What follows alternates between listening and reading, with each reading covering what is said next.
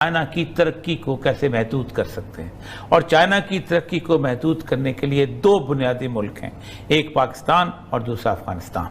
پاکستان اور افغانستان دونوں اس لیے اہم ہیں کہ پاکستان کے اندر سے سی پیک کی وہ بنیادی شارک گزرنی ہے جس شارک نے چین کو باقی ساری دنیا سے ملانا ہے، کہ چین کے خلاف افغانستان کو ڈسٹرب کرنے کے لیے تین بنیادی ملک ہیں جنہوں نے یہ کام کرنا ہے، جی، ایک بھارت، ایک تاجکستان، ازبکستان اور کسی حد تک ایران۔ جب آپ کی اکانومی جو ہے، پورا ماڈل جو ہے وہ ایکسپورٹس، مینوفیکچرڈ گڈس کا ایکسپورٹس پہ بیسڈ ہو تو آپ ڈپینڈنسی ہو جاتی ہے آپ کی گلوبل جو ہے economic health, financial well being کی۔ 2008 کے بعد یہ ہوا ہے کہ بھئی اب وہ اس طریقے سے سسٹین نہیں کر پا رہے کہ دیکھیں ظاہر ہے پیوٹ ٹو ایشیا، چائنا کو کاؤنٹر کرنا ہے،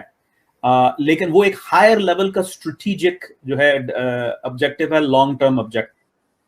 آبجیکٹو ہے۔ شارٹ ٹرم میں پاکستان کا ریاست کا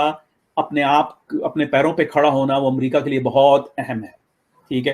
اور اگر چائنا اس میں معاونت کر رہا ہے تو that's good from an American point of view,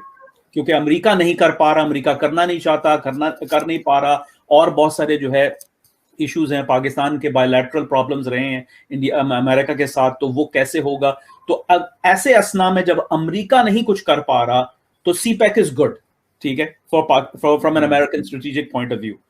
لیکن اب سوال یہ اٹھتا ہے کہ جیسے آپ نے فرمایا کہ بھئی وہ تو کوریڈور مل رہا ہے، اور پھر آپ عربین سی اور اسٹریٹس آف ہارموز میں بھی پاور پروجیکشن ہے، تو اس میں بھی ایک لاجک ہے کہ سب سے پہلی بات یہ ہے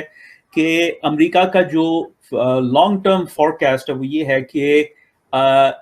اس خطے کے اندر اتنی سٹیبلائزیشن نہیں ہوگی کہ چائنا جو ہے وہ اس چیز کو بروئے کار اس طریقے سے لا سکے جس طریقے سے وہ آپٹیمائز کرنا چاہ رہا ہے۔ دوسری بات یہ ہے کہ China has yet to demonstrate کہ وہ ملٹی ڈویژنل فورس کسی جگہ پہ تعینات کر سکتا ہے، اس نے آج تک نہیں کی ہے کہیں پہ بھی۔ اس کے بعد پھر اگر آپ جو ہے میریٹائم واٹرز کی بات کرتے ہیں تو صرف سی پیک نہیں ہے، there is a something called CMEC as well جو میانمار سے آ رہا ہے، اور آپ دیکھیے کہ اس کے بعد یہ بی آر آئی، یہ سی پیک، یہ سارا آپریشنلائز ہوا ہے ایز این الٹرنیٹیو، کیونکہ ان دی اینڈ یہ چائنیز کمپنیز ہیں جو بلڈ کر رہی ہیں یہ انفراسٹرکچر، چاہے وہ سینٹرل ایشیا میں ہے، چاہے وہ ساؤتھ ایسٹ ایشیا میں، پاکستان میں، چاہے وہ کہیں اور ہوگا، ایران میں کی بات کی جا رہی ہے۔ Ultimately it's Chinese money going to Chinese companies to pay for Chinese employees، اور اس کا فائدہ